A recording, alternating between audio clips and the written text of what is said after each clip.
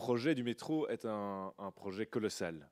Colossal en termes de montants investis et à investir, colossal en termes de travaux impactants, colossal en termes d'enjeux aussi économiques, de mobilité, sociaux même, puisqu'on va connecter des quartiers de manière efficace avec d'autres, de développement urbain.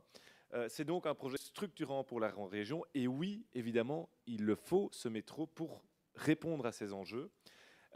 Alors, parce que je sais que certains vont chercher en effet dans l'étude d'incidence de 2017, qui elle se base sur des chiffres de 2012, donc je pense que là aussi il y a sans doute une petite mise à jour à faire sur la vision que certains ont de l'utilité de ce métro.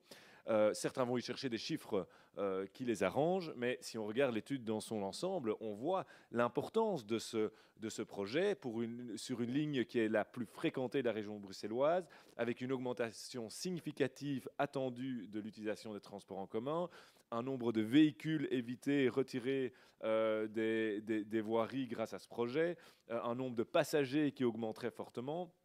Bref, ce projet a du sens et est nécessaire, et surtout, il faut le voir dans un ensemble, parce que cette extension vers Bordet, ce n'est pas la fin.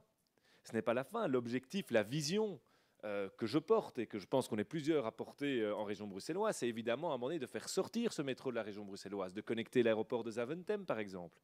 C'est ça qu'il faut voir avec ce projet de métro, c'est cette vision long terme. Je sais que certains veulent faire de Bruxelles un village de campagne, ce n'est pas ma vision. Moi, je veux en faire une capitale internationale, et le métro fait partie de cette offre structurante nécessaire. Alors, je rappellerai aussi que ce projet, c'est 2 tronçons. Le premier, il est déjà en travaux aujourd'hui. Il y a déjà des centaines et des centaines de millions d'euros qui ont été investis. Et vous l'avez dit vous-même, ce premier tronçon n'a pas de sens si on ne fait pas le deuxième.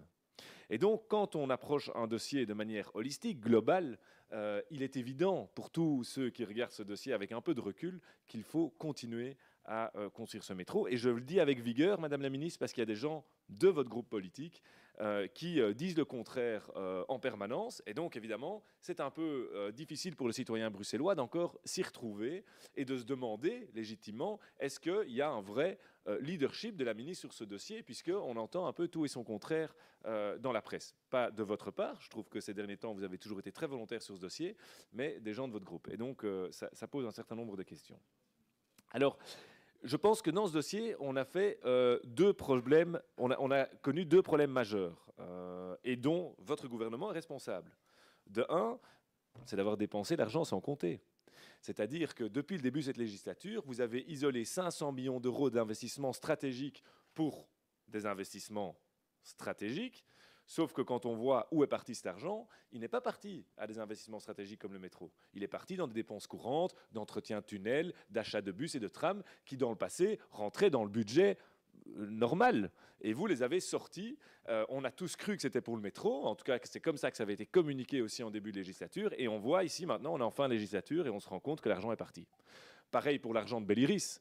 Ma collègue vient de le rappeler, qui aujourd'hui ne va pas intégralement à ce métro. Or, vous n'arrêtez pas, et le gouvernement, vous nous dites on a besoin d'argent. Alors, il faut évidemment restructurer ce budget.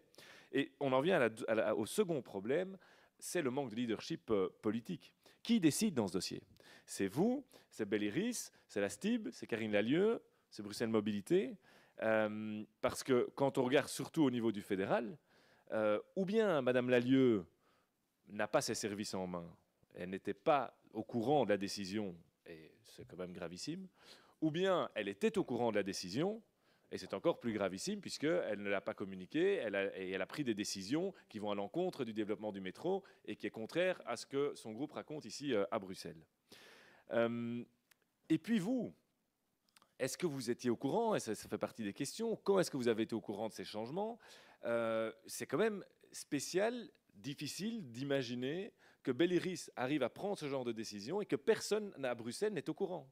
Ni vous comme ministre en charge de la mobilité, ni le ministre-président, qui est en plus du même parti politique, la ministre de tutelle de Belliris.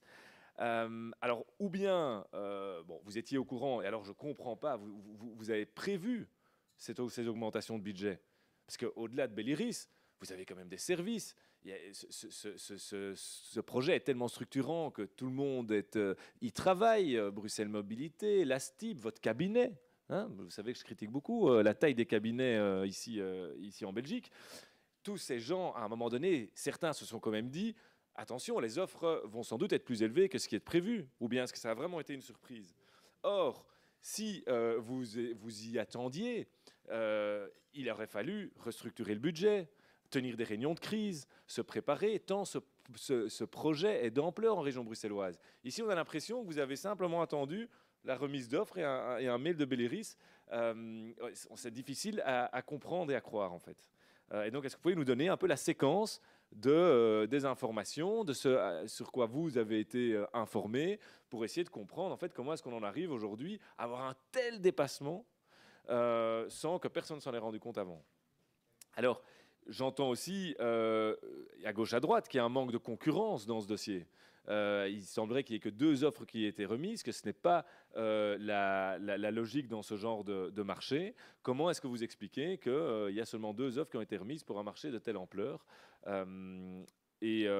Parce qu'évidemment, ça joue aussi éventuellement sur le résultat de l'offre. Donc oui, alors toutes les questions sur le financement, évidemment, quelles sont les pistes que vous envisagez et quelles sont les pistes que vous explorez éventuellement pour réduire la facture de ce métro? J'entends et je lis dans la presse qu'on parle de réduire la taille des stations, de modifier un peu le tracé. Est-ce que vous pouvez nous donner des informations là-dessus? En tous les cas, Madame la Ministre, ce qui est important aujourd'hui, c'est qu'on sente que vous faites la clarté totale sur ce dossier, qui a un impact majeur sur plusieurs aspects de cette région. Et donc, on ne peut plus aujourd'hui rester dans ce flou dans lequel on est tombé maintenant depuis plusieurs semaines. Merci beaucoup.